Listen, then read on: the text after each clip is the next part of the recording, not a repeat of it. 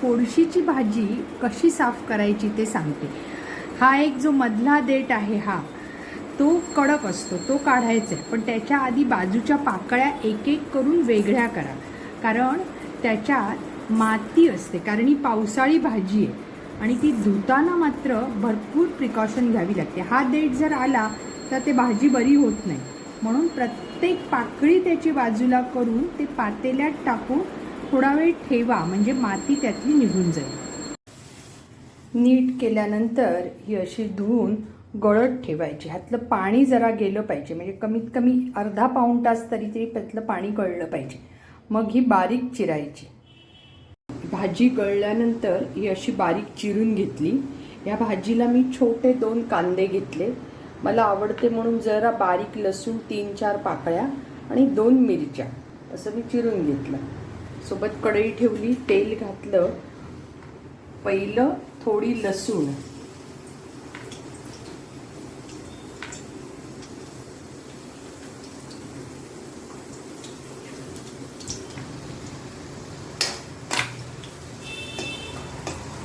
लसूण थोडी लालसर झाली की ह्या आपल्या 2 मिरच्या त्याच्यावर टाकल्या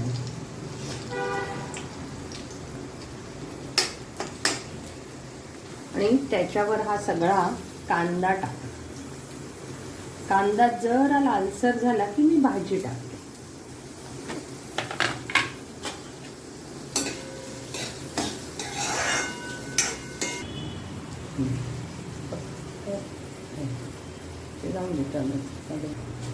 कांदा लाल झाला, थोडा कांदा बावला, मग त्याच्यात आता मी ही भिजवलेली चणा डाळ टाकते.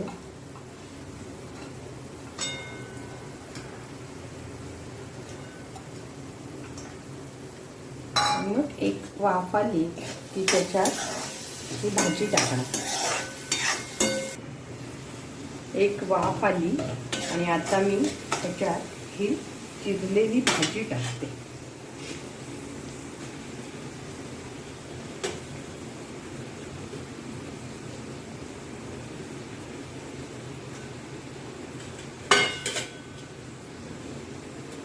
जरा शिजायला त्याला 10 मिनिटं लागतात.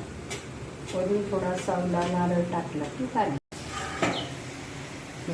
वरती थोडा हा चवीपुरता थोडासा गूळ आणि वरून जरा एक खोबरं, बस चालेल. आणि आता एक वाफ काढायची. भाजी आपली तयार.